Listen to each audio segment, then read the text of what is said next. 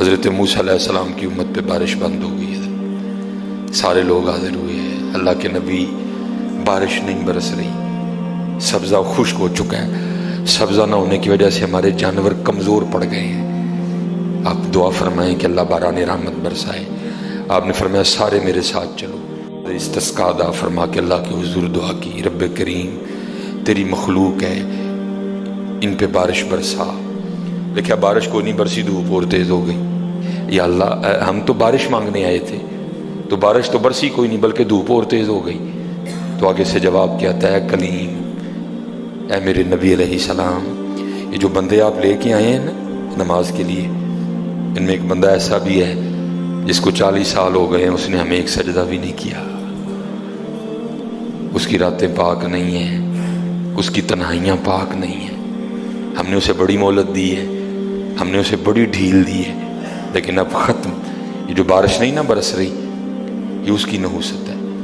حضرت جی ایک بندہ صرف ہوئی جن میں 40 سال ہو جائیں اور آپ انہیں سجدہ نہ کرے تو بارش ہی بند ہو جائے۔ اتنے کنے کنے حضرت جی اتنے محلے بھرے نے حضرت جی، انہوں نے 40 50 سال ہو گئے نے، کدی مالک اگے جھکے ہی نہیں، حضرت آئے ہی نہیں کبھی مسجد، رمضان میں بھی نہیں آئے۔ ایسے ایسے بدقسمت بھی ہیں، اور دکھ یہ ہے کہ ان کو اس بات کا دکھ ہی نہیں ہے کہ ہم سے بڑا بدقسمت ہی کوئی نہیں کہ رمضان میں بھی اللہ نے ہمیں اپنے گھر آنے کی توفیق نہیں دی ہے۔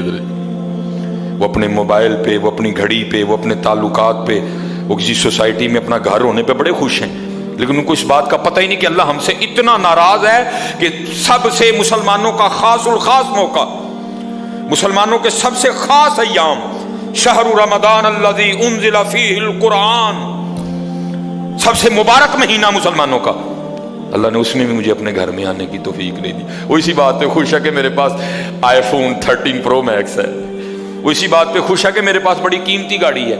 اور یاد رکھنا پتر، میرے بھائیوں کاکیوں، سب سے اللہ کا سخت ترین عذاب، حضرت موسیٰ علیہ السلام باز فرما رہے تھے اپنی امت کو، فرمایا اللہ کی نافرمانی نہ کرو نہیں تو تم پہ فلاں فلاں عذاب اترے گا۔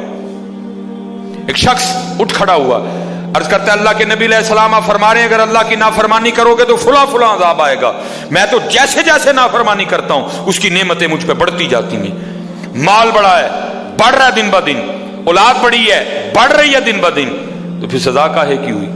حضرت موسیٰ علیہ السلام کوہ طور پہ تشریف لے گئے، جا کے اللہ کی بارگاہ میں عرض کی، اللہ میں تیری مخلوق کو تیری طرف دعوت دے رہا تھا، ان کو گناہوں کی نحوست سے ڈرا رہا تھا، گناہوں کے عذاب سے ڈرا رہا تھا، اگر تم اللہ کی نافرمانی کرو گے تو یہ عذاب تم پہ اتریں گے۔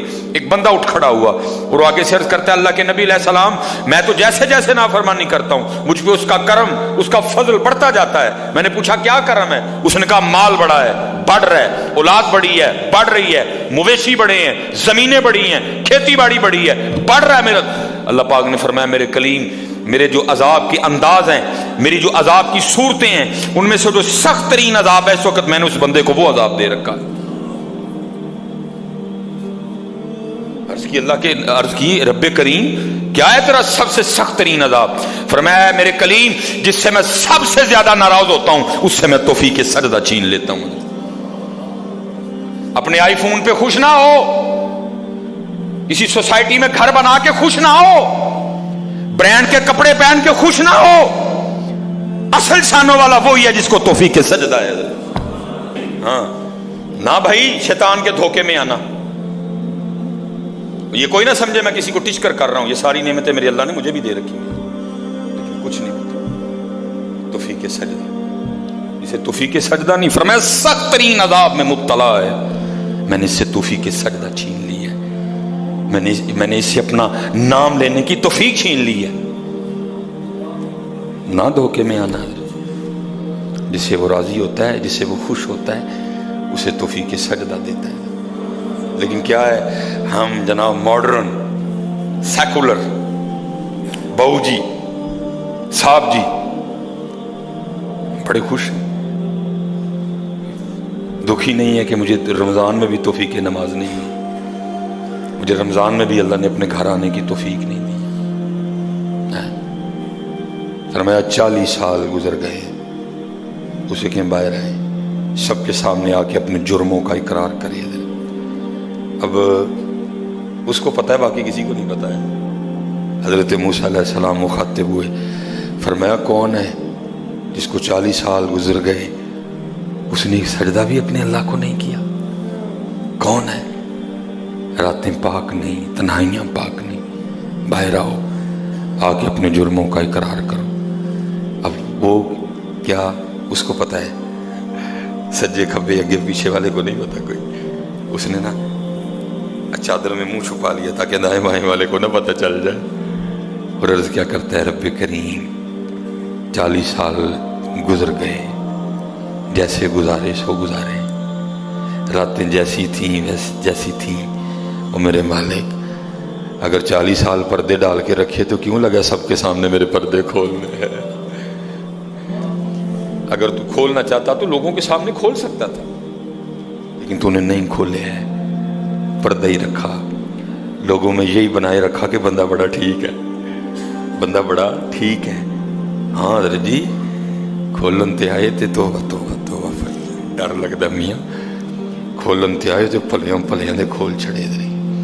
اور پتر گل تن مسل دساں، گل صرف ہے یہ پردہ ہی پائے اس، باقی گل کوئی نہیں جی ہے، پردہ ہی پائے۔